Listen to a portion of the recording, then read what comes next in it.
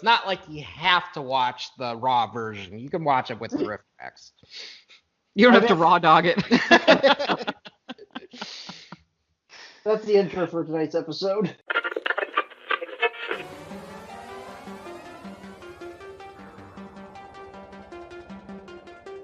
It's that time again.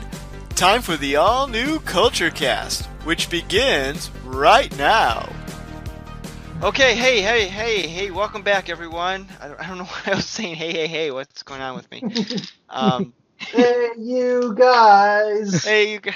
No, we are not talking about the Goonies tonight, or are we talking about the Goonies tonight? It's basically the same movie that we're talking about tonight, but with me, well, first of all, this is the all-new Culture Cast, which you would know if you clicked on the link. But I'm here with Cuz. Hello. And Mike. Hey, how's it going? And Corinne. Hi. I'm glad we're all here. We are talking tonight about a cinematic classic that was highly recommended by Mike and Corinne. Yep. 1987? 87? Yep. Miami Connection. Which is a cinematic masterpiece. What's film. one way of putting it? It is nothing less than a film. It is a film. I've been very excited to do this one because, we have fun talking about bad movies like The Room and Avatar: The Last Airbender and so on. And ever since then, I'm like, we should do an episode on Miami Connection because it's one of our favorites. And especially when I found out you guys hadn't seen it yet, it was the perfect excuse to get you guys to see it. You've been advocating this for it seems like months now, but it's probably only been a few weeks, but you've been spamming the thread, which, hey guys, let's do Miami Connection. By the way, you're welcome. Yeah. Yeah, was he right or was he right? He was something. It definitely was on film. I definitely took place at the University of Central Florida. Uh-huh.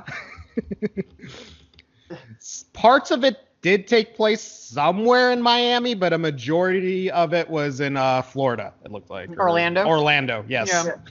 Yeah. Or somewhere outside in Miami. Yeah. Somewhere outside of Miami. In the greater tri-state area. But yeah, where do we start with this one? Okay, I have a question here because throughout the whole movie, I didn't actually know what the hell was going on half the time. So I'm going to try to distill what I thought was the plot. Mm-hmm. And since Mike and Corinne, since you guys are the experts in this movie, maybe you can see if I'm on the money or completely off. So there's this band of college kids and a supposedly 50-year-old college kids. And it's like the 90210 effect, only 9 times that. And they're in a band called Dragon Sound, and they got this job at this club, and this other biker band, which has an infinite number of members, apparently. They all surrounded them at one point in time, and there's 50 of them. How many people are in this band? Are upset at Dragon Sound because they took their job, even though Dragon Sound had nothing to do with it, but they're directing their anger towards them. And then there's this cult of ninjas who sell cocaine, who frequent this club, don't like this band because one of the gang's leaders' sister is in the band. Kinda. And she's more adjacent to the band. Well, she was a singer. She was the lead singer. She sang a clap singer or clapper. Yeah. Oh, wasn't she the one who said against the ninja? Yeah. Yes, okay. that was her big piece. She's the poor man's Pat Benatar. Yeah. Well, she's connected to the band one way or another, and then so these ninjas don't like this band. And so the biker band and the ninjas team up to get rid of this other band. Why is this not a straight up comedy? I mean, isn't it? I thought it was hilarious. It's hilarious, but it's not like, I don't know, Horrible Bosses is a funny movie because it's intentionally meant to be funny. Yeah. This is so poorly made that it's unintentionally funny. Yes, it is not self-aware. Well, and also, and we we gathered all this information from because other podcasts have done episodes on this, and YouTube reviewers have done this too. Apparently, one of the stars in it, the guy who's dating the girl, they borrowed a book about like how to write a screenplay so they could pad the movie because it would be too short at times. Which is why that those explains long a scenes lot. with no script, like clearly nothing was ever written down on paper, and it's just everyone talking at once, and it doesn't make any sense and it doesn't go anywhere. Like when they're at the restaurant and they're just talking and eating, and it doesn't further the plot at all, and all of a sudden it lasts for a minute and then it goes back to them at the club. Well, several scenes at their house where they're eating breakfast with no shirts on and feeding each other weirdly, and it doesn't go anywhere and it doesn't do anything. There's a lot of that, and you're like, this is clearly filler. I'm guessing like this is making it 90 minutes. I'm guessing, but wonderful filler. Painful segments where they just were like, let's try and make it like this happens, but I don't care who talks or when or what is ever said at any point. Yes. Corinne, I hate to be the bearer of bad news, but they couldn't even make it to the 90-minute mark. It's only 84 minutes. Yes. It's short. But it feels so much longer. It does. They just needed more stock footage of them, or B-roll footage of them just driving through Miami. Well, if they Throw have in the another alternate, song. More pictures of people at the beach that clearly did not give their permission to be No. in the movie. well, maybe if they had the alternate dark ending, maybe that would have pushed it to 90 minutes. We'll talk about that one later. That would have made, well, actually, I imagine that would have made it significantally shorter. Oh, That maybe. was the ending, yeah. I did see that YouTube clip. I'm like, oh my god. For not Could the you reason imagine? you think Yeah. I went, oh my god. We'll get to that. It's amazing that here's the thing, like a movie like this, like when I didn't know what this movie was about at all when you suggested Miami Connection. All I knew is that it had ninjas in it and it had something to do with drugs. So I thought it was going to be like a cheesy. Oh, and like the guy in the posters, like he's like an Asian guy. He's like looking all kung fu like and everything. Right. Yeah. So I'm thinking, oh, this is going to be like a Miami Vice type knockoff bad movie sort of thing. Yeah, because I did not want to ruin the surprise for you. This was not that at all. Like it opens up like, the ninjas take down these other drug guys. Like, okay, fair enough opening. This is okay. And then it's like, no, we're college kids in a band. I'm like, huh? You're not like cops. Like That's one of the weirdest things about the movie is that if you blink, you will miss the very short scene where there are two cops at one point. Even though this thing is full of crime, there are no cops at any point. They're never called or anything through the entire movie. This band, who are just college students, just handles everything themselves. They kill people and then just move on. Look, I saw the documentary Cocaine Cowboys, and at no point did they mention the ninja gang that actively terrorized Miami. True. And I did see that documentary too. So that documentary just went down in my book. Maybe they were for the ninja instead of against it. Oh. Controversial take. Well, the other theory was from how did this get made? They thought the rival ninjas were mad at them because their songs gave away their crime schemes. So it was kind of like their way of snitching on them. Well, that's amazing. I mean, that's one theory. It's fun. I don't know. I mean, They do seem yeah. to be awfully obsessed with these ninjas in their songs. If they're not singing about friendship, then they're singing about these ninjas. I mean, maybe they should leave them alone. I mean, kind of asking for it. I think at one point, and I'll be honest, I literally finished the movie probably like 15 minutes before we recorded. Because I was doing laundry. I know at one point they're like, they clearly are just training on the campus for whatever college that they had I think and they're like Taekwondo is all about peace and love, and I'm pretty sure the next scene is them rescuing their one friend from like from the evil bikers, and they of course I'm pretty sure the main guy like kills like 3 or 4 dudes, like Oh yeah. straight up stabs them in the neck. Oh yeah. That's the other thing. This movie did not skimp out on the they knew where to put their budget. They're like, we gotta get some good gore shots in here. Some good decapitations, losses of arms. Arm coming off, head coming off, yeah. I love how at the end, like that these are just supposedly regular college kids who happen to know Taekwondo, but they're able to like destroy an entire clan of organized ninjas. Who have weapons. Like many of them will have weapons, and I'm like, okay, no one's just gonna shoot them. No, and they're just kicking them the entire time. They're just kicking them. Yeah, they never actually like. I'm not sure how they somehow do kill them.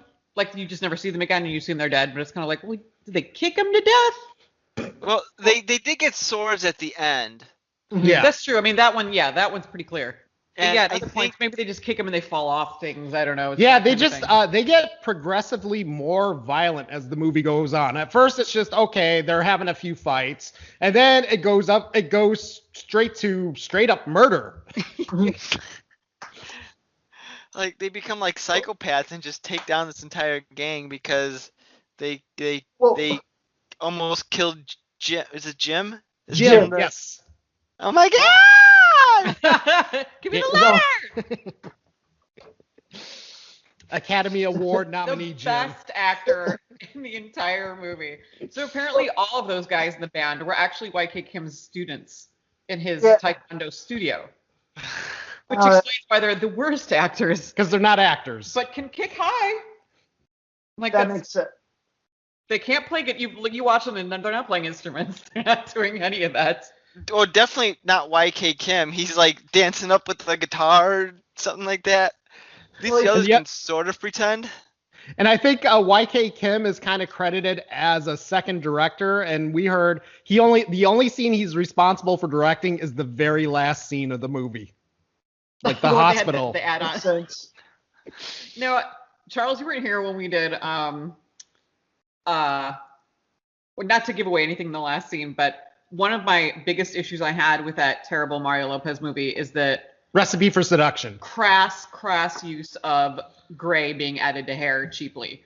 Like spray on gray, powder, whatever it is, like combed in gray. And the very last scene of this movie has a horribly pathetic use of spray on gray to a character to attempt to age them so that they don't look the same age as the person who's supposed to be their son. And it's just, it doesn't work at all. And in reality, he's younger than the son, probably. Probably. Like, you're telling me they couldn't find an actual older person, someone middle-aged to actually be the dad? Clearly not. I mean, yeah, because I was like, is this the only other black guy in the entire, in all of Miami where they were filming? But then again, it does kind of make sense because they probably had to shoot that one last minute because originally, okay, spoilers, if you guys haven't seen Miami Connection, just pause this, watch it right now. You will not regret it, I promise you, and come back to this. But anyways, the original version of Miami Connection, Jim is supposed to die, which is very apparent because he gets stabbed horribly. I mean, directly through his chest. Clean through his chest. There's no way it did not hit his heart. And he was supposed to die, but I guess it was so much of a bummer when they screened it, they decided to change the ending so he survives and he can just walk out of the hospital. He's fine. Funny, because apparently the rest of the movie wasn't a total bummer to the rest of the people who saw it. It was just that part. That was the problem. That was the downer. That was the freshest thing on the audience's mind. Yeah. And that was just the last thing they could remember, apparently, because it just happened. I love when they're in that deleted scene when they're on the street or in the car and Jim dies and they look up and they see an airplane oh no, there's Jim's dad. They know it's that one plane. It was going directly to their house, apparently. That plane was only carrying Jim's dad going there. They're like, that must be it. Oh, so close. They really wanted to pull on the old heartstrings with that, did they? I'm not surprised that I wish Jim did die because the setup was all there. Like he's like, I found my father. He's in the nice suit. Like I'm going to go Yeah. get my father. It's gonna be great. Yeah, because you're like, Yeah. oh, it's clear he's gonna fucking die in this now. Yeah. They lift him up on their shoulders as if he accomplished something, but all he did was open a letter that said that his dad was alive. And Oh they're like, my god! yay, lift him up. We are the champions. I'm like, this is an odd reaction to And that. in slow motion too at some It's point. like- as if it's the end of the movie. Can you explain to me how Jim was trying to search for his dad? I know his That- mother was half Asian, but Yeah, why even add that? Just because, are we supposed to wonder why a black guy knows Taekwondo? Because I'm sure there are plenty of black men who know Taekwondo. There's no need to lie and say Well, that he's half hey. Korean for some reason. He was writing to the defense, something believe, defense department. Yeah, or something. Even though he didn't want to find him because he didn't like him since he left He him. was mad at him because he left. like, did he like know his dad's name? He was just sending off letters to people. Like, it's very unclear what like he was trying to do. Yeah, I'm guessing we're supposed to assume that he's been dealing with like Veterans Affairs or something to try and using what information he had from, because maybe he married his mom. I don't even know. Whatever, to try and figure out who this guy was or whatever. It's probably on his birth certificate. I don't know. I'm trying to give credibility to this. It might make no. You're trying way too hard I with know, this. I know. You're trying way too hard. I mean, with this. And I love how at the end when the dad is there, he's like, "I love you, son. Let's get together." It's like, "I love you too, Dad." It's like, no, what? You just met each other. yeah, they have no qualms. They're just like, this is great. And then they don't change or anything. He's still in a gown. We're assuming he got there that day, being stabbed clean through the chest. And they're like, he can go home now. He's all okay. And so he's wearing, just like the scrubs or whatever. And they're like, all right, let's wheel him home. I'm like, first off, I'm pretty sure he had clothes. Pretty sure you have to bandage this guy up. Nobody's I gonna- don't think you just send someone home after they've been stabbed. Nobody's gonna mess with us. We're safe. Everybody's safe. The doctor Like, said, "Hey, I'm releasing him to your care." So the doctor gave him the seal of approval. Who would have thought that Dragonstown has such a great health plan? Yeah. I mean, Well, they're college students. They get that student insurance from the school there, so it's all covered. Yeah, it covers stab wounds and free condoms. That's the university health care, apparently. no knew? kidding. Yeah. Yours didn't. Yeah, but apparently the band is also, despite being just like a relatively poor group of guys who all share one shower and have no parents, another thing, they're all orphans, or pans, as he Orphans. says. They're, We all I don't know pods. why that needed to be part of it, but they're all orphans. They apparently are so popular that they think they can do a world tour, even though they are a local garage band, Yeah. essentially. We should I'm do sorry, a world who's gonna tour. fund this, and how is that going to happen? I will. Here. They were We playing should in do the a world hot- tour in all of our backgrounds. We'll go to each of our countries, and then we'll sing a song about our countries. Sounds like a solid plan to me. Yeah, why not? It's like, That's how why that's bring how that- you do it. Why bring that? That must have been a filler thing because, like, why bring that up? That's such a weird thing to randomly bring up and it goes nowhere. Yeah, Yeah. nowhere. Much like everything else in the movie. I feel like the movie was like they had two different ideas. I think they start. Mike, you can confirm this. Let me stop you. They did not have an idea, Okay. let alone two. Yeah.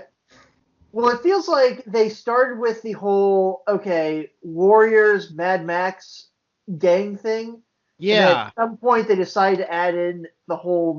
They added ninjas later because I feel like they probably saw a movie that had a ninja on the cover. It was like, we need those in our movie. So now we have to. Yeah, why weren't they just a biker gang? What was the point Yeah, of being 'cause ninjas? The ninjas hardly show. They're hardly in the movie. They're just in their normal biker gear attire for. Why would a most of ninja it. also be a biker? Like, I mean, it's the crossover itself is very weird. But I also don't drug think- dealers. I don't think the ninjas were the bikers per se. That was the other band. Mm. No, And see, the other band was like a third faction all on their own, but they said, we'll join up with you if you get my job back, which, by the way, I got my ass kicked by the manager of this sleazy nightclub. And one of the best scenes ever. Just random yelling. And also, he said, if you get me my job back, I'll give you all the money I earned from it. So, I Yeah, mean, great business arrangement. Well, what is Doesn't the the guy ninjas that's own the- apparently for some reason not Jane's brother, but is Jane's brother's brother, the Asian guy who heads the ninjas, who's also a drug dealer? He seems to kind of Yeah. go both ways.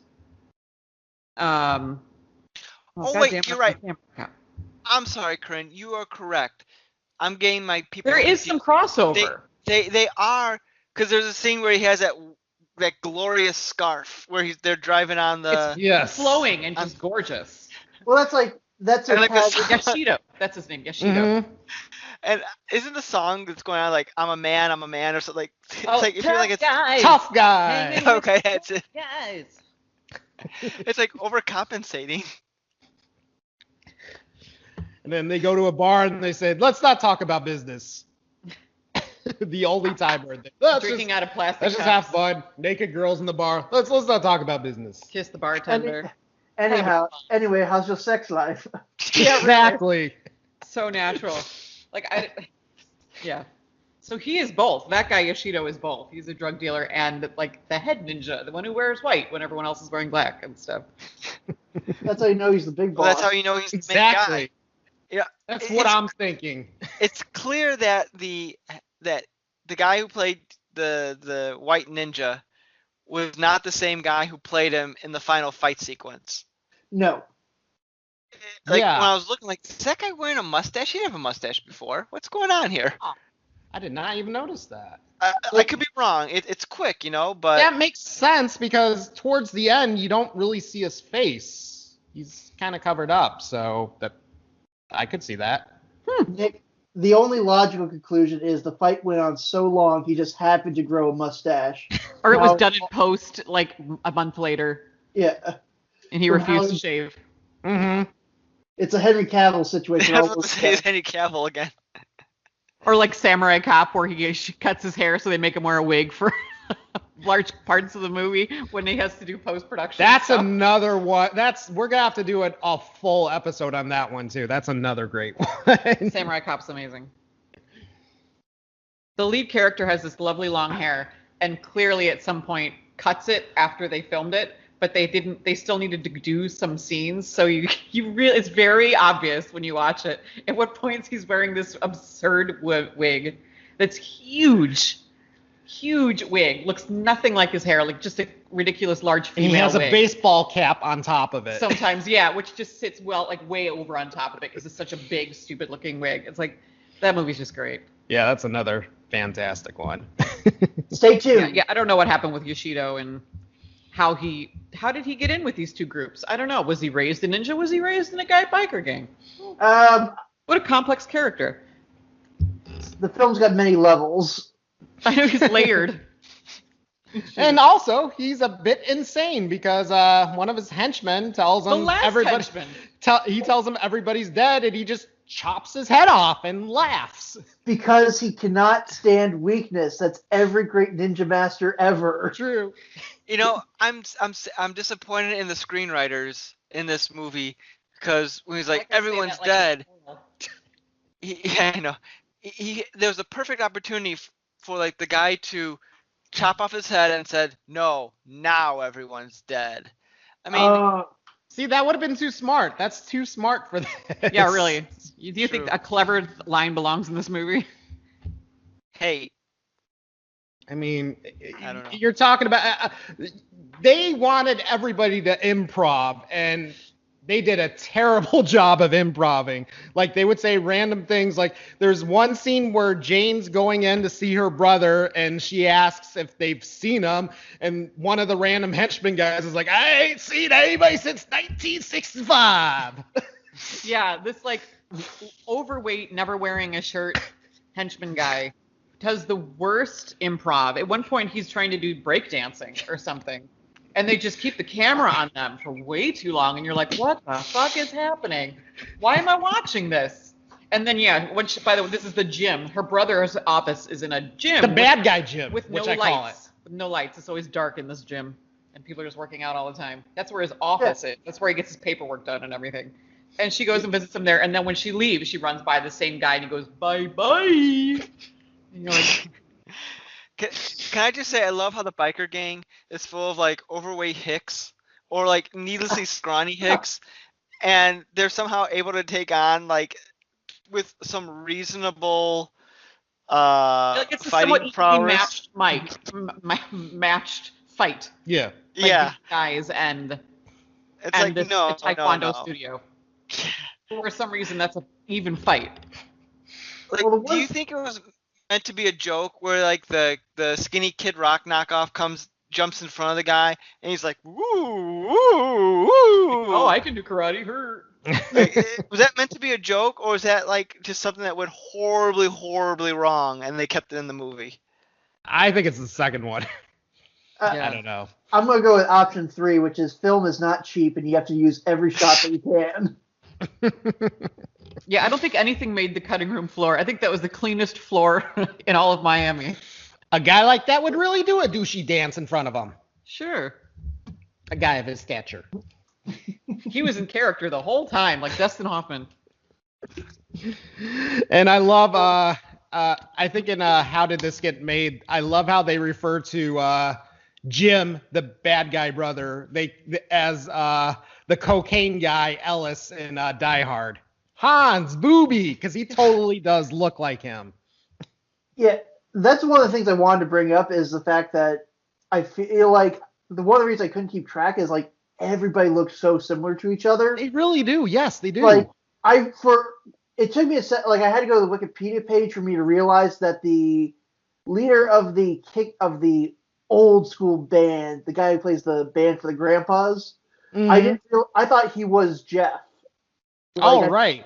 Because he looks about the same with the beard and like mannerisms and stuff like that. Literally, I think the only thing that separated Jeff apart was, I think he had that one like feather tattoo or feather earring or something. Yeah, he has like an earring, Yeah. and he's short. And Jeff's pretty short. And you're right. His name is Jeff. I said Jim. All their names sound the doesn't same. matter. They're all J's. They're I've all got J's. I've got the cast list pulled up in front of me, and I'm pretty sure when they were writing down character names, they just went to the letter J. This movie is brought to you by the letter J. It really is. For those of you at home, there's the characters of John, Jeff, Jane, Jack, and the titular Jim. But with only Yoshido, Mark, and Tom not actually having names not starting with the letter J. Plot twist: Yoshido is Japanese for Jim. Oh no. I don't know. I just made that up. No. I have no idea. What I do like that for some What's reason wrong, the head Internet? ninja actually gets an Asian name, and YK Kim is Mark. Hi, Mark. I know it's like Tommy. It's like Tommy calling himself Johnny. Yeah. In the room, like, by the way, I'm American, all American over here. You know, I'm like, Mark. Like, come on, you can barely understand what you're saying. Like, why don't you just say that you're not American? And I hate to break it to everybody, but I don't think he was really a college. He doesn't come across as a college kid. He looks a little older than that, so that kind of took me out of it. Just a touch. a little bit, just a tad. Let me guess. He was actually the college professor who thinks he's cool and he's hanging out with the college kids. Mm-hmm. Yes. He's a narc. Yeah, he's undercover. He's working undercover. That would be great. That's the twist- Miami connection. Yes. It finally brings it together, and at the end, he arrests everybody in Dragonstown because you all are fucking murderers. Come with me. no. Hey, You're Taekwondo the whole time. Taekwondo preaches peace and love, and also you gotta occasionally stab a dude and chase him through a creek. I know. I like it that they remind you at the end, like, only through nonviolence and peace can we achieve something. And I'm like, you just killed many people. I'm just going, okay, I'm counting how 1, 2, 3, 4. I think we're in the double digits right now as body count right now. I will say this: YK Kim is a coward compared to Tom Wiseau. He had to put that in he probably put that in as an afterthought. Tom Wiseau straight up said in his movie, "If people loved each other, the world would be a better place." True. It's actually, and this takes me back to, I don't know if any of you are familiar with movies by who's the guy who always rips off Hitchcock? We just watched James Nguyen. James Nguyen. we watched any of his films like Birdemic, Oh. Replica. So Birdemic's the big one, and in Birdemic they have a very similar thing where they keep preaching environmental issues and peace and like Imagine. They keep playing a cheap knockoff of Imagine that they couldn't afford, obviously, throughout the whole movie. And it's just like, why do they do this? Like, are they just trying to cram these like horrible directors like as much into these terrible movies as they possibly can? On the off, Corinne, you've ever heard of the multiverse theory? So that states that every possibility that can happen does exist somewhere out there in the universe. So in some universe, Birdemic is an Academy Award-winning film, and it got that because its messaging really spoke to the people and united humanity as a whole. The writer director's up for a Nobel Peace Prize. Yeah. And they tossed in the Oscar on top of it. He's like Malala to them. They're like, oh, this beautiful. They teach it in every class. Yeah. That wouldn't surprise me, actually. So let's talk about this music in this movie. This awesome music. So which of the songs have been earworms for you the past week, or in Mike and Corinne's case, forever? God, yeah, I mean all of them. Love Tough Guys. Love Friends Forever. Mm-hmm. By That's far the big one. the lamest, most unrealistic band song you would ever hear in a bar. I would like to think is it just a bunch of dudes singing about how much they all love each other. Yeah. And Against the Ninja, obviously a real solid one. Yes. Oh, and then just the Escape from Miami, the first one in the credits. Mm-hmm. Yeah. Very good. Which is sung by the same guy who does Tough Guy. And actually, I should look that up. Who is that singer? Because I know that the Italian guy, they say his name in the his name is listed Angelo. He's the guy who's kidnapped. Though I don't know if they ever say his name in the movie, Angelo. Him and the girl Jane in real life were dating, and they I think wrote the music for the movie. Oh. Okay. So I think he actually is the one musician. I don't think does karate. I could be wrong, or taekwondo. Friends, so I'm gonna look up because I'm wondering like loyalty, honesty. Yeah. We stick together through thick or thin. Yeah, even the first time we saw this movie, those songs stuck in my head. It doesn't take much for it to get... The first time you hear Friends Forever especially, you're like, really? I know, you're like, what the hell is this? And then after it's done, you're like, oh, shit. They're so simple, and they stick with you. You're like Baby Shark. You're like, oh, shut up.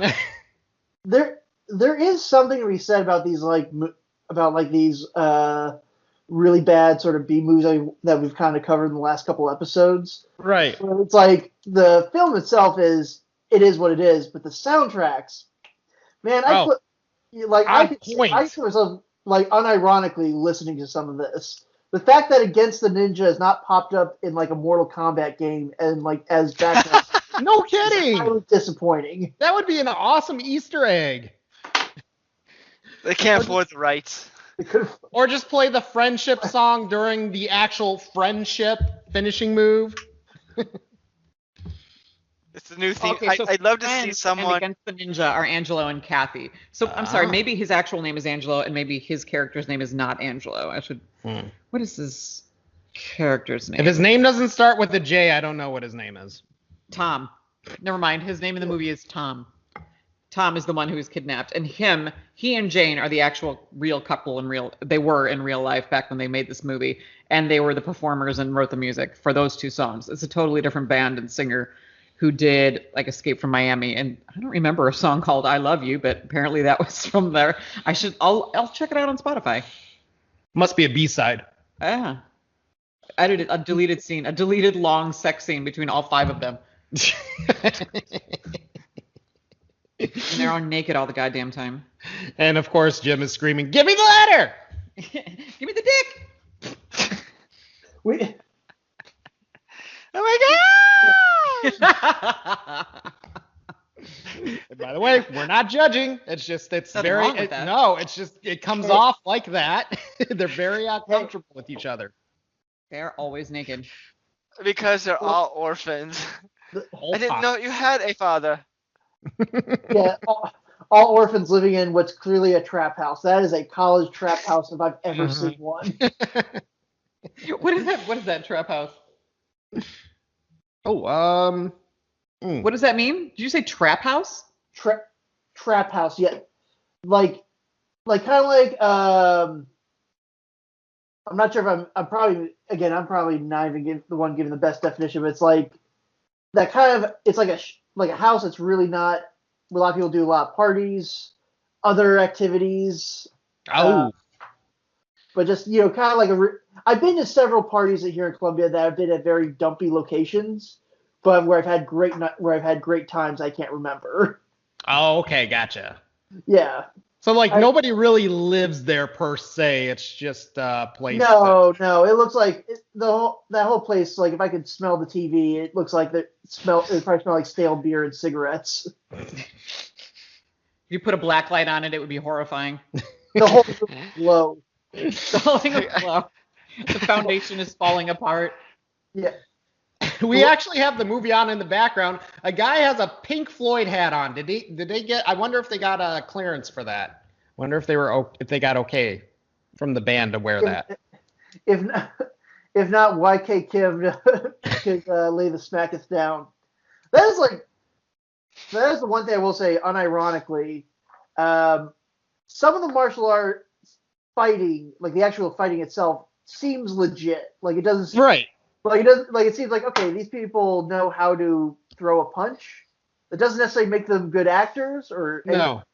But at least, hey, they look convincing when they're doing their moves. I mean, it's not shot well, but it seems convincing. Right. Yeah. You can't fake YK Kim, is what I'm getting at. No, you can't. And why would you want to fake YK Kim? He's a national treasure. What nation? What nation? I don't know. Exactly. But Him and Tommy grew He up is in the one. same neighborhood, probably. Yeah. In New Orleans. Exactly. Yes. That's that wonderful, wonderful city of New Orleans. I see. YK Kim is from Korea, which would explain why Jim's mother is apparently Korean. I don't know why that bothers me so much that he feels the need to make Jim half Korean. Is his father Black American? Black American. he doesn't even look. No, he Like doesn't. he doesn't even look. Why throw that in? And of course, like it might be like my black parent left. But my Korean one raised us. Yeah, stereotypical much? Yeah, I'm like, Yeah. why did we add this? Why can't it be the other way around? Yeah, really. What's the point? You know, of this? I'll because they couldn't find an Asian actor to play the father because YK Kim was already acting in this movie. True. I'll excuse the stereotype because it was like 1987 and people didn't care to think about that stuff back then. That's true. Regardless, it's a weird thing to throw in nonsensically. Again, I mean, it stands out because you're like, wait, why? But then again, that's the whole movie. Everything is fucking weird in this movie and doesn't make sense and is just very random. It just feels like a bunch of random scenes strung together that they try to tell in their mind, a coherent story. When I first started watching this, it had the opening action sequence. I thought, all right, this will be bad, but this will at least be better and more entertaining. It will be a higher quality film than say The Room. But no, I was completely wrong on that because, like, outside of that, here's the thing that first made me go, uh-oh, we're really in trouble, is the editing in this movie. Like, when we cut to the title sequences and it cuts, like, various scenes that are going to happen in the movie, it goes to, like, written by, scene, produced by, scene, and then it has like a subtitle there, like somewhere in Miami, like a location inner title, and then it goes directed by. Like, whoa, why did you? That should have happened after. Yeah. Like, I'm not going to say I'm like some high-end person who can do this in a Hollywood production, but I've always had a slight eye for video editing, and me just seeing that's like, what is going on here? This makes no sense. Why did they do that? And like the rest of the movie, the editing is so piss poor. Like, who edited this film? I need to look this up right now. Let me see. I have the page open. And then the one scene where it's like 3 a.m. in the morning and they're all fighting, and then all of a sudden they just drive home. It's like, wait, what happened? Everybody was chasing you. Now you're going home. Did they just give up? Yeah, yeah, exactly. Like this film is like horribly edited. It's like this is the thing, and The Room is better edited than this movie. I mean, Room's not a good movie, don't get me wrong, but it's like oh my God. This is the thing I don't get about like a movie like this and a movie like say The Room, where the people are watching this, the producers are watching this. I know it's not a Hollywood film, it was done independently, but they're watching this thinking, yeah, this is good. We are proud to put our names on this product. It's like I'm what? pretty sure that because I have the Wikipedia page full of. I'm pretty sure from everything I can tell, I think it was made independently. So That's yeah. So the only producer they even had to still. please was YK Kim, and YK Kim looked at what he saw. He's like, yeah, this is good. Mm-hmm. And that's the thing I don't get. Like maybe I'm my own tough critic, but when I've done like plays before, which granted are high school things, so take it with a grain of salt, or we did Mike and Corinne, we did an audio play for this podcast a couple years ago, which I'd love to do again sometime. And it's when I see a product that I'm doing and I'm like maybe I'm just very critical, but like if I see a problem with it, I'm like, yeah, this isn't working. How do I fix this?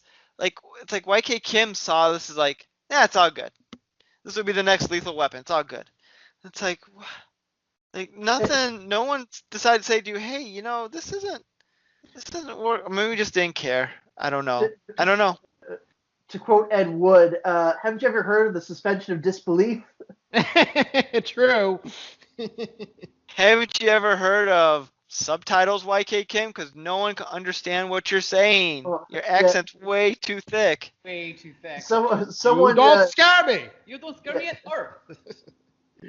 Yeah, someone, and they clearly knew about ADR since like half the bad guys' dialogue is clearly, voiced over after they shot it. Right. Yeah. Oh yeah. But the interesting thing with this is, from what I believe, is they screened it when it came out and it did very poorly, and then nobody heard from it ever again for like maybe 10 or 20 years later, until I think Draft House found a copy on eBay for like $30 or so, bought it just on a whim to see if it was something they could do midnight screenings of, and they loved it so much. It was instantly a hit, so they got in touch with YK Kim to see if they could buy it from him, and YK Kim kept hanging up on them because he thought they were playing a joke on him. I could see that. But it's just,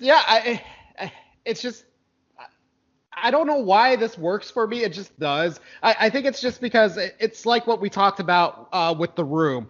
It's kind of like with the Sharknado movies. Yeah, they're kind of fun, but they know they're making something bad on purpose. So it's like, okay, they're just trying to make this outrageous. But something like this or The Room, you can tell it was a passion project. They believed in it. They thought they were making they weren't trying to make Citizen Kane, but they legit thought they were making interesting, intriguing action caper movie. And that's why it works, because they believed in it. It's genuine. Yeah, like this was a very sincere effort. Yeah. On these people's part to say something that they thought had never been said and was going to be welcomed by many people and was going to be very beautiful. And it just goes so horribly wrong. Exactly. You can't replicate it. But then it's so perfect. You can only do it the first time you try it. It's terrible and it's hilarious, and that's it. Mm-hmm. Yeah, if they ever made a sequel to this, it wouldn't work, because you know the gig, you already know the joke. Right. Mike, I was kind of having a similar thought while watching, very similar to what you just said, where there's like three levels of like bad movies. There's the sincere attempt, where it's like where you have someone who's genuinely passionate. The Sharknadoes, where it's like, okay, we're going to be bad and silly. A lot of the asylum productions, and then there's then I think the third branch or the third idea that I came up with was like people who are making a bad movie, but they're doing it with they're doing it smartly. Like they're doing it like it's more. I guess it would fall more under like a satire or something like that. So it was I thought that was kind of funny that you brought that up. Yeah. But yeah, I think that's why I love this movie so much. It's genuine. They're sincere. They believed in this. Every one of them thought this was going to be a hit in some way. It's just a comedy of errors. Like everything just went so fantastically wrong. And he's on the TV right now, but Jim, look, he put his heart and soul into that part. When he reads that letter, he put everything he had. He thought he was going to win an award for it. Yeah, that of all the people in this guy's Taekwondo class, it's hard to imagine he'd be like, that one, he should read the monologue about the father leaving us because he is just so terrible. And it's hard to imagine that was the best option. The one that YK Kim was like him for sure. I wonder if it's a stereotype of like, oh, he's a black guy, so clearly the father would leave. He probably has no dad. Right. Yeah, I do wonder if that was his thinking, but God, they're the worst. Like their acting is so terrible, and the direction is terrible, and the writing of the movie was terrible. So it's all just fantastically terrible. Yeah, and how we were introduced to this was, again, I've talked about it a bunch of times on previous episodes, was Riff Tracks. We watched it with the Riff Tracks commentary, which is the guys from Mystery Science Theater 3000. But it's a good movie because we can watch it without the commentary. It's that good. It's that entertaining. Yeah, I can do that with The Room too, I think. I think I could watch through. I can't do it with like Birdemic. No, Birdemic's hard. Birdemic's really tough. I think I could do that with The Room and this. Yeah. Like they are just that funny on their own. Yeah. Here he is buying a suit. Yes, that's necessary that we see that. And that's when you think, oh, he's dead. He's gone. They're gonna. Oh, and this is a great scene. Okay, we're watching now is at one point when they stop back at the house after getting the suit, and Jane is there, and Jane and her boyfriend have not seen each other since her boyfriend killed her brother. Was it the boyfriend that killed him, or was it YK Kim that killed him? I don't know. I forget. Either way, she's cool with somebody. it. Yeah. But she's like, I understand. You had to do it. And he's like, yeah, we had no choice. But she did say she struggled with it. I had to think about it. She's like, I'm in a lot of pain. My heart hurts. But it's okay. I understand. I'm like, and right now they're talking very earnestly, and Jim is in between them while they talk. And I'm like, maybe they should discuss this privately. Yeah, like, maybe it's kind of a big deal. This has got to be a bit of a stumbling block on their relationship. But no, they kiss and hug, and everything's fine. Everything's good. And they show Jim going. Again, this is why it's a cinematic masterpiece. Like, This is why. This is awesome. This is why I've been pushing for us to do an episode on this, because it's that fantastic. Jim's a creep. Yeah.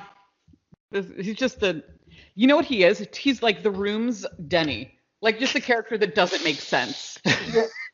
Like something sort of thrown together where you're like, there's nobody's like this. Like, where did you think of these? You just threw these characteristics into one person, but no one's like this. Maybe that's where Tommy got his inspiration for Denny. Yeah, maybe. He watched Miami Connection. He's like, I want Denny like him. He's like, here's an incredibly childish, awkward, crying, like not sure where his motivation. Give me the letter. Someone who's probably on the spectrum, can't pick up on social cues. Like a real weird character who you can't relate to at all and you've never met. That's this guy just started coming. Okay, so right now I am watching ninjas in their full ninja garb on motorcycles. Okay, so they do with, but there's like two motorcycle gangs. One is the band, and the ninjas also have a grungy white one, and then there's the ninjas. Yeah. Okay.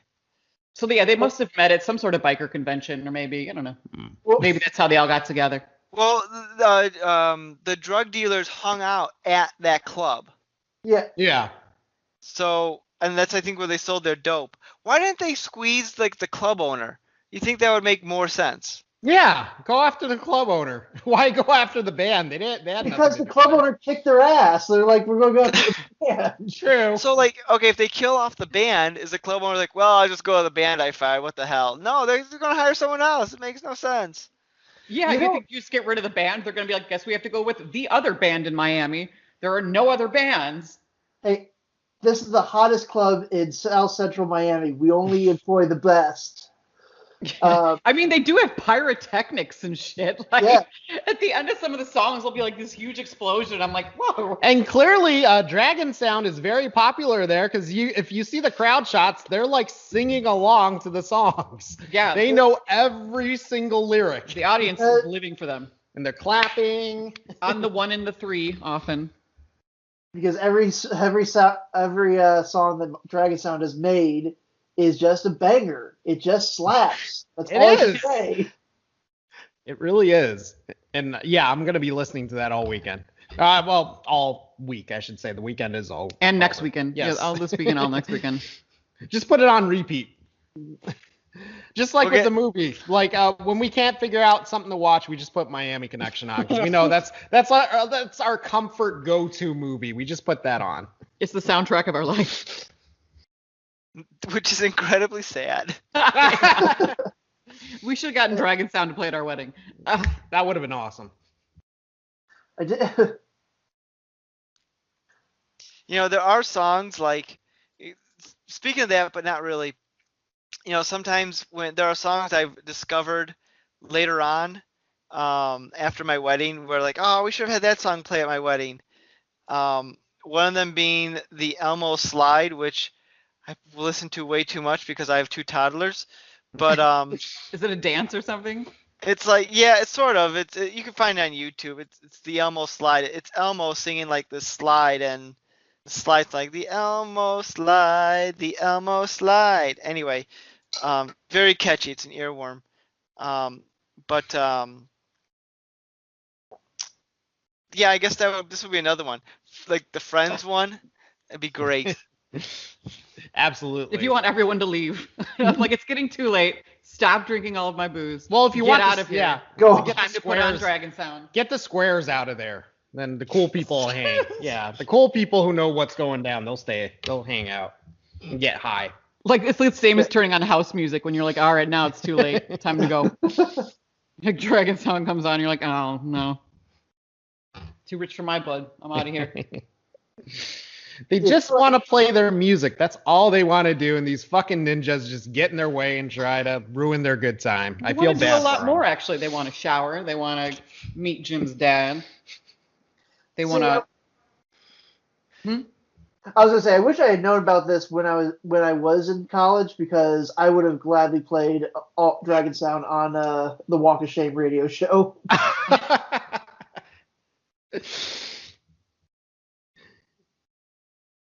Yeah, this is a delight.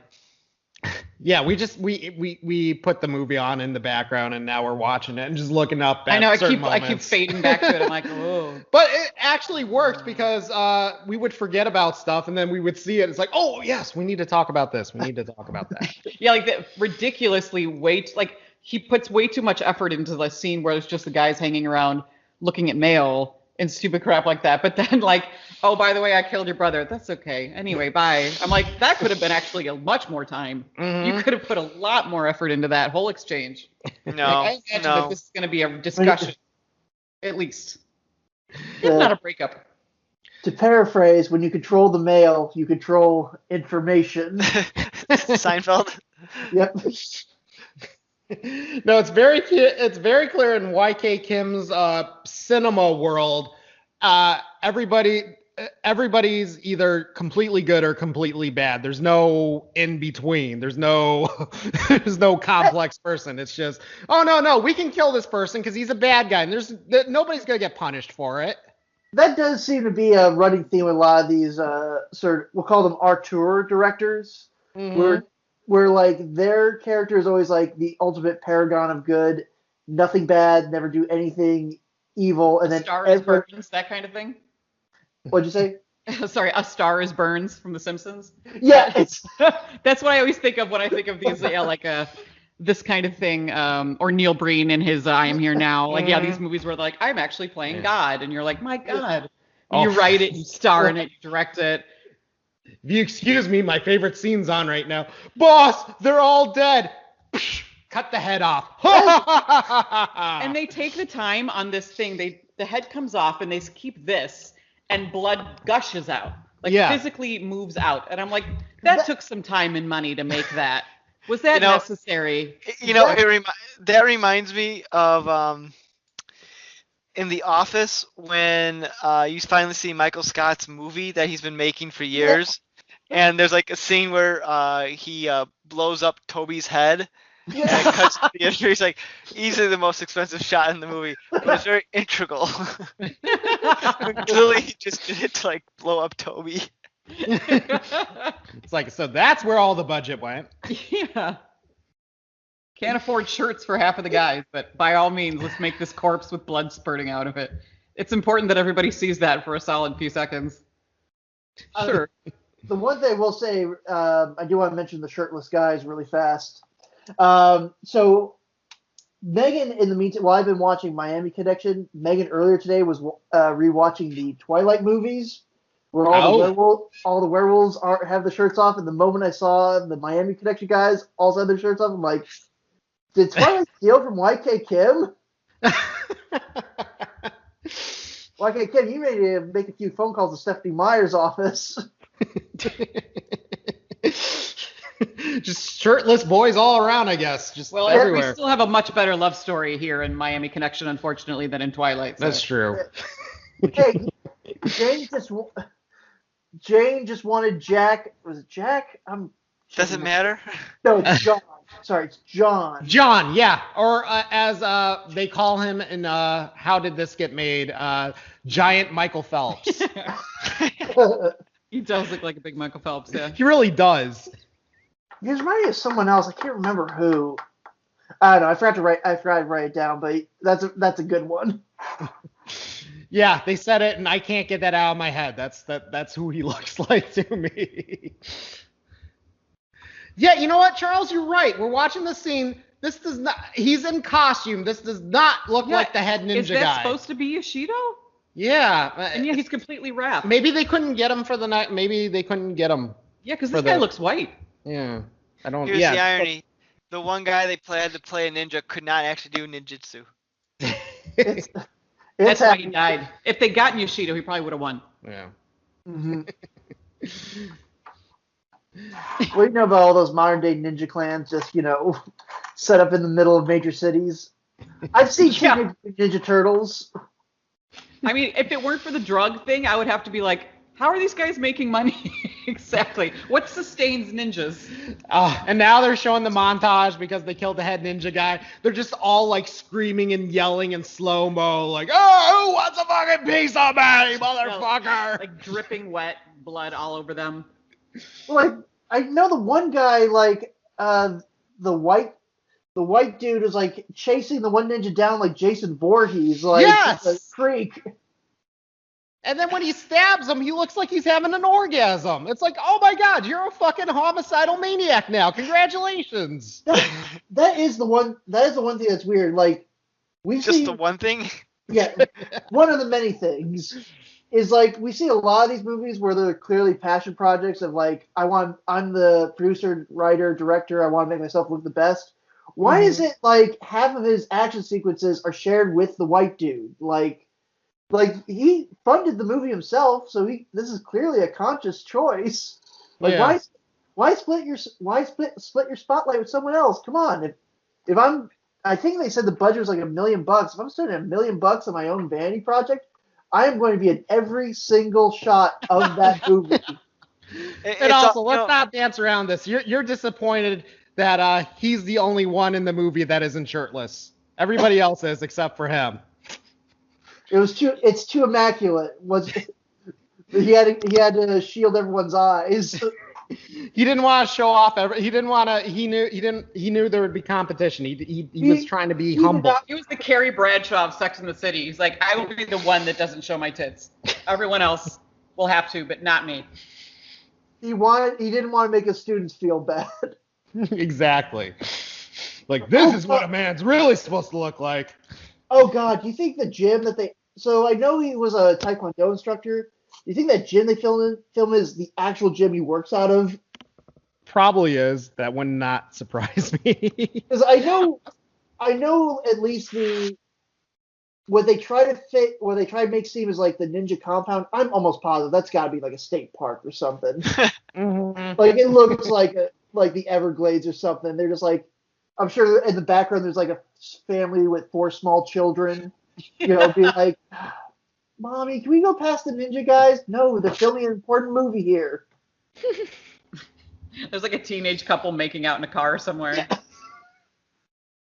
They're like, "Hey, get out of the shot."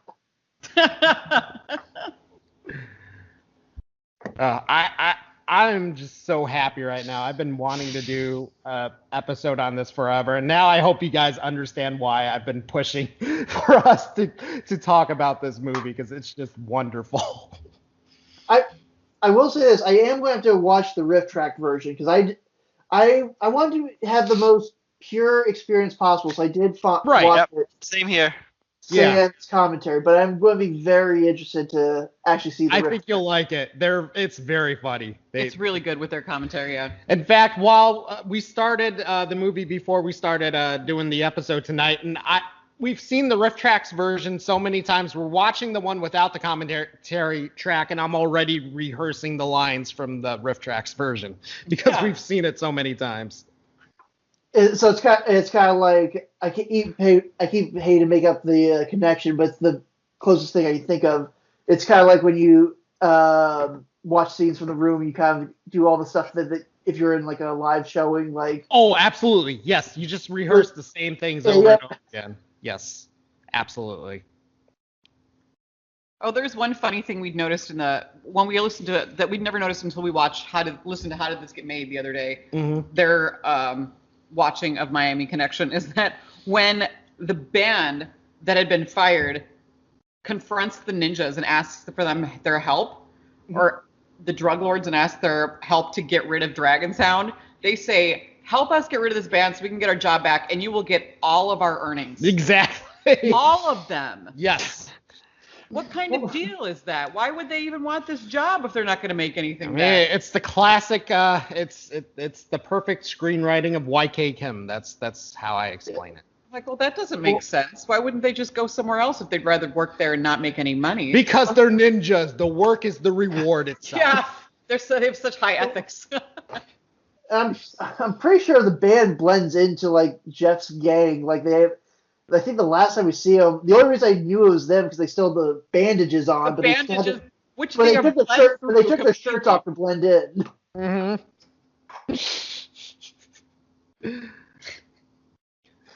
Comical bandages, like wrapped many times, bleeding all the way through. I'm like, someone should change that by now. Yeah. But sure. But see, this is what I love in a bad movie. Like, I'm glad we did the episode on Avatar: The Last Airbender, the Last Airbender movie, but the difference between that and this, that one, we were so bummed and depressed and, oh, what the, why did you do this? Why? But with this, it's just like, oh, this is fucking awesome. I don't care how pointless this is. This is awesome. If you're expecting shit, then it's delightful to watch. Mm-hmm. If you were hoping for something wonderful and it's shit, that's a real letdown. Yeah. Yeah. Because so what you're saying is Last Airbender needed to have more gratuitous gore. Yes. Although I will say, we actually did watch Last Airbender again. This time we watched it with the Riff Tracks commentary because they have the app on the phone. We synced it up. That's cool. Yeah, it's pretty cool. You have to play with it. It's not perfectly synced sometimes, but even then, it was still really funny with the commentary, but I still struggled with the movie. I was still really angry watching it. Yeah. Yeah, my goal, sorry fans of the All New Culture Cast, but I'm never planning rewatching Last Airbender for as long as I live. No, we can't. Don't worry, cuz we don't have fans. There are dozens, Nick. Dozens of us. Dozens of us. Wow, you had to bring this down just like when they killed Jim in Miami Connection. Now it's a bummer. Now we have to have the new happy ending. Yeah. We're all Also- safe. Nobody's going to mess with this podcast anymore. And someone Also- who's my age shows up, but just draws wrinkles poorly on their face. Also, the other, because Jim gets hit with like one sword slice, but somehow it like goes through his tie, the like 3/4 of his shirt and jacket. Cause Yeah. you have to understand, they're ninjas. They can do that. Oh, they're like going like really freaking fast. Okay, that makes sense. If you go against the ninja, you're going to get wrecked. Against the ninja. Against the ninja.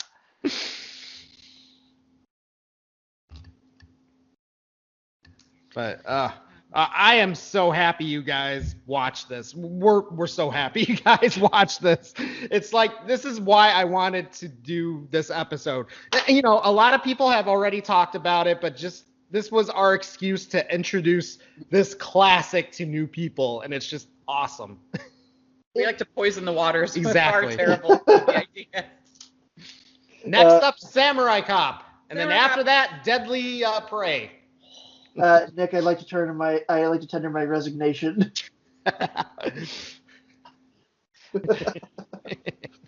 Sorry, don't accept it.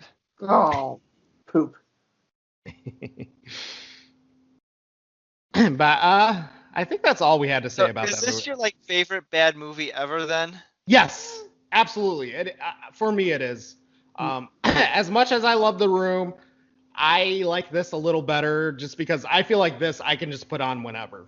And it's like, I love The Room, but there are scenes where you kind of have to struggle with, especially the numerous sex scenes.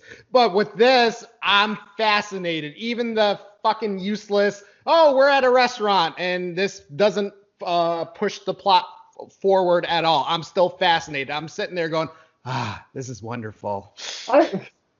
I really thought for some reason that Mr. Song, I think, because he has a fight sequence in this movie too. I really thought like, oh, this is an actual like, I don't know, someone they knew who had a restaurant. They're like, hey, you know, we'll show off your restaurant in this movie, and then oh no, he's just probably another martial artist. Yeah. What's the story with that guy? And then he kicks everybody's ass. He kicks the bad gang out of the restaurant, and the other Dragon Sound comes back, and no, I took care of it myself. No, there's absolutely no point to that restaurant, the story of it at all. As I was kind of I thought he was like a member of the band at first because like, oh, what's his name? Oh, he's busy working with his restaurant. And then it cuts to him, and then you never see him again. Yeah. Other than, it's like, what? Well, actually, Corinne had a great point with this. She thought that these two scenes in particular were to show how ethical and good Dragon Sound is, because they're eating their food, they're nice, they're polite. You assume they pay and walk away, as opposed to the douchey second gang that just fucking is swearing and go, this food fucking sucks and we're leaving. Fuck you. Yeah, I do think it's supposed to be this sort of like, look how good these guys from Dragon Sound are. Look at them, they're grateful. They're saying thank you. They're saying this food is good. Rather than the other group that go, we're not paying for this shit. Fuck you. They actually say, we're not paying for this shit. I think you're right. I think you had a. I think it's supposed to be some sort of very lazy way of being, as if we didn't already know by the fact that one of them is a terrible gang and the other isn't. well, plus we also have to show that Dragon Sound is pure of heart because of their Taekwondo. Exactly. Taekwondo will turn you into a peace-loving monk who can also stab people very well. Yes. And look like you're having an orgasm while you're doing it. Yeah. We must show them our peaceful ways through violence. Exactly. It's not enough that they kill them, but they show them actually relishing in it. Like, Yeah, like clearly they've gotten a taste for it and they're enjoying it by the end of it. Which You're means like, they're going to "Oh." kill more people. I'm sorry. They're going to kill more people. They've gotten a taste for it. I Well, hope Dexter's there. Now that they've eliminated the ninja cocaine cartel, they're gonna move in on their territory. Well, no, now it's all safe. You might have heard that at the end. Right. Now it's all safe. See this? You probably heard there's never been cocaine in Miami at all since then. See, this was in True. Florida. This could have been a great season of Dexter. Dexter hunts Dragon Sound because they become serial killers. It's the crossover that they're too afraid to make. Exactly. His sister starts to date one of them. A friend. Which is, that's my favorite. That's definitely one of my favorite scenes in the movie. Just the random, a friend! He like screams it. Yeah, no. Talk about bad first impression. And despite being very good at Taekwondo, what is his name? John? Her Jeff. boyfriend? Oh, her boyfriend is John, I believe. Yeah, yes. and her brother is like 5'2", and John is like 6 feet tall, and it's trained at Taekwondo, and John's like, and he's like, oh, and like knocks over. I'm like, really? He couldn't defend himself against that punch? Well, that's coming? because you failed to notice he's wearing a tusk for an earring, which means he's a fucking badass. He is pretty badass. I mean, who doesn't wear a tusk for? I have one of those. I only wear it to church, though. Jeff's beard is the thickest and luscious beard, clearly making him the top dog in He is hairy as fuck. Oh, God. Well, That is a hirsute man. See, that's where I went to my theory idea that, okay, they clearly had two different movies that they had, because Jeff in several scenes has a suit, and it has like a suit like without the tie. And in other scenes, he's got like the camo vest, shag rug hanging Usually out. he doesn't have sleeves on. Yeah. No. There's another guy in there who looks like Jeff who wears a suit. That's the you see him, band members, yeah. Yeah. you see him because he has like a head bandage on with like one like painted on red spot that's supposed to be blood. Yeah, and again, he'll join their gang if they just get rid of Dragon Sound. Yeah. Which- That's it. As I was watching the movie, I had like a couple of ways to fix it. I think the one way they should have done, like in the opening, should have been like a Battle of the Bands type deal where Dragon Sound knocked them out and they're pissed. I know, I would love to see the other band in action at any point. Yeah, you never see the other band. No. Who knows? Maybe they were really good. They played Maybe we old would have people heard him music. and said, "Oh, fuck you, Dragon Sound, you suck. These guys are awesome." I doubt it, but you They never had know. pro ninja music. Don't they say like, yeah, they say something For like you the play old- ninja. I can't, it's the ninja. Well, then the last song in the movie is like, is he like, when you get to see your father? Or it's like something really on the nose. I can't remember what it was. My mind went numb at that point. But I'm pretty sure it's something like that where it's like literally just recapping what we just saw like 30 seconds prior to the no violence comment. I don't know. Actually, now I can't think of what the closing credits were. Oh, I don't know either. Yeah, I'll have to watch that I don't know. No, I'm curious. because that's usually the point where the riff tracks guys are talking over and saying, "Well, that about does it for us." That's when I'm crying and clapping. I'm like, Wonderful. thank you. You've done it again, Wagigam. It gets better every time. It really does. I swear, each time we watch it, it does get better. I don't know if that means it's sad, but I don't know. I like it more and more each time I see it. I notice more. a- That's why I notice other nonsensical things that are thrown in, and I'm like, oh God, I didn't even notice that. But it's exactly like with The Room. The first time we saw The Room, we were like, what the hell is this? What the, we had to talk about it at like dinner afterwards because we were so blown away by it. But then the more you see it, the more you kind of become infatuated with it. And that's the same thing with this movie. It's true. See, you're kind of, I can see you guys are meh about it, but I think it's a, Oh no, It's an I acquired know they taste. love it. No, I they think, love it. They just this was their first time seeing it. Trust me. I hear you're going to be like, and next week you'll be like, actually, I would love to discuss further Miami Connection.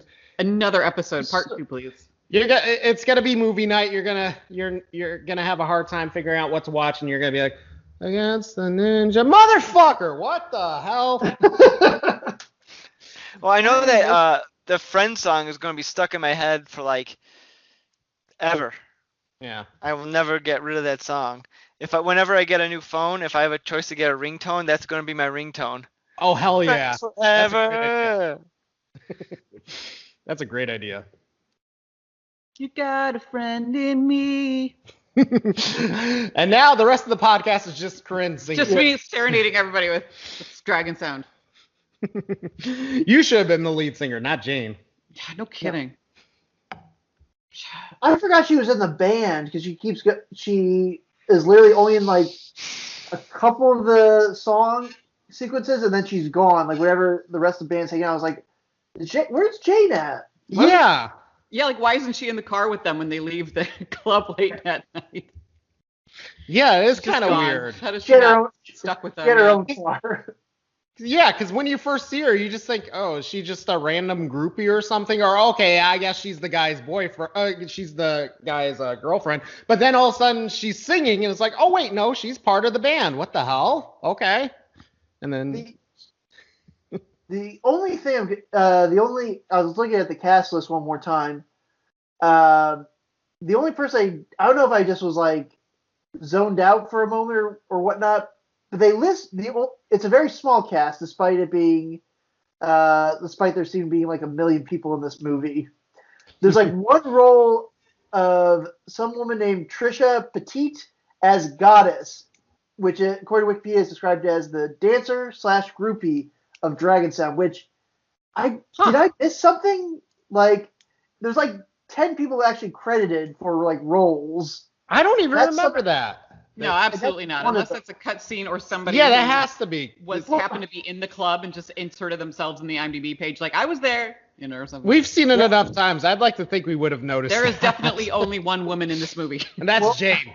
Definitely one woman. I was gonna say because even the computer scientist guy gets a credit as Professor Number 1. Nice circle. The only professor. Exactly. He's the only professor at the entire university.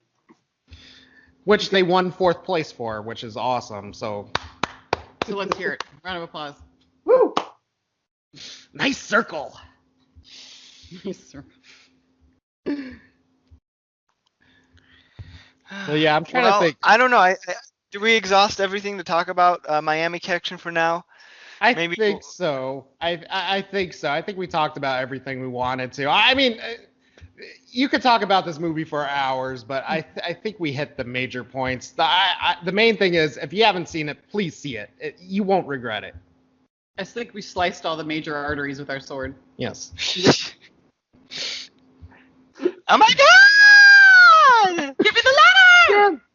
Jim, you're going to make it. We're going to the hospital now. Oh, Jim. Oh, Jim. You know, I love, taking Jim to the hospital. Okay. Clearly this movie establishes only 2 cops that work all of Miami who complain about the drug and the gang problem. But when you go to the hospital, dropping off your friend, where your 2 friends are dropping off are completely bloodied, and the patient has like a sword slash in their like chest. No questions are asked. You think, yeah, hey, you would think some cops would be waiting for him. Oh, by the way, we need to talk to you about this. This doesn't look like you fell down the stairs. What happened here? Just as the doctor said. Just the doctor said. Whenever we go for a routine operation or something, they always ask, "Oh, do you feel safe at home?" But none of this was going on when they bring the guy who got sliced almost in half. They're just like, I'm sure it's fine. Hey, it wasn't that serious. They released him to be for at-home observation. And he's like, yeah, you're fine. He patched you up. He doesn't even have a bandage. No. Yeah. They're like, you're in a hospital gown, so clearly we did something with you. You're in a wheelchair. And he's of sound in mind. He's not even drugged out or anything. He's very... Which is weird, because he wasn't even conscious on the drive there. But no, he wasn't. Fine now. He may have lost a lot of blood, but you know what? They got it back in him, so... Clearly, yeah. They just shoved all that right back. Then they had their dad there, so maybe they're well, that's the thing. Maybe we got your dad's blood. He knew he had to hang on to meet his dad. And they drained all the life out of his dad, which is why he looked so fake old. Yeah. So you're telling me you don't believe that the age was appropriate? He didn't look. They're like, here's some white crap. Put it on your mustache, your eyebrows, and your hair. Nailed it.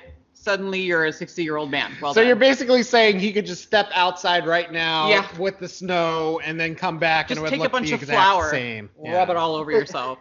Thing like And now you're- coming to America where it's like the guy sitting in the bar chair. I need you to make me look like I'm 60 years old. That'll be $60. Yeah. Or like the critic, the spray in the can, the hair in the can. Yeah.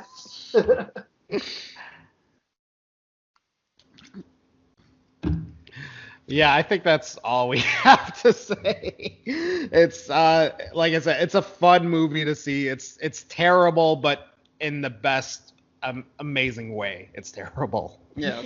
It's entertaining. You will not regret it. Or you will regret it, but for different reasons. Yeah. But you probably won't have to spend any money on it. So what's a regret, really? I mean, Yeah. This is true. I found a clean version on YouTube, so there's that.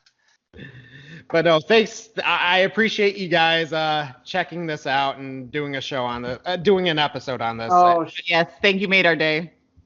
We were so excited for this all week. Well, I'm glad I could accommodate.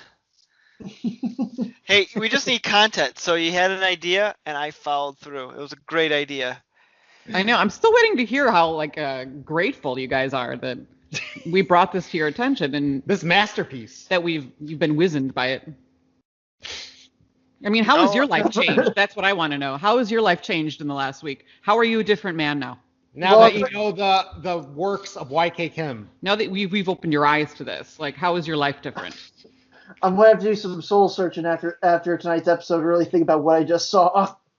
I do realize that violence can only be. We cannot achieve world peace unless we get rid of violence. Yep. Exactly. Truer words never been spoken. You probably never would have even thought of that at all, unless you'd seen that written on the screen. Exactly. Oh, I wouldn't have. No. Not at all. You'd be like, So, you I know, don't know what peace is. Is peace the absence of violence? Because that makes sense, but that's what this guy says. I never thought of that. Hey, sometimes with peace, you have to get it with a knife. Yeah. Many times. In slow motion. So, all right. Well, Mike, Corinne, Cuz, thanks for being on tonight to talk about Miami Connection, a movie about Miami, but there was no connection, except the love connection with this movie. Hey, I was gonna say we're about the length of Miami Connection. I'm looking at the recording history. You can like watch this commentary or lack of commentary along with the movie.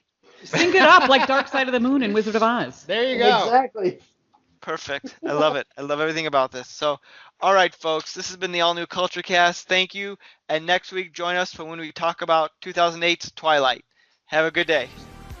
You've been listening to the All New Culture Cast. Check us out on social media.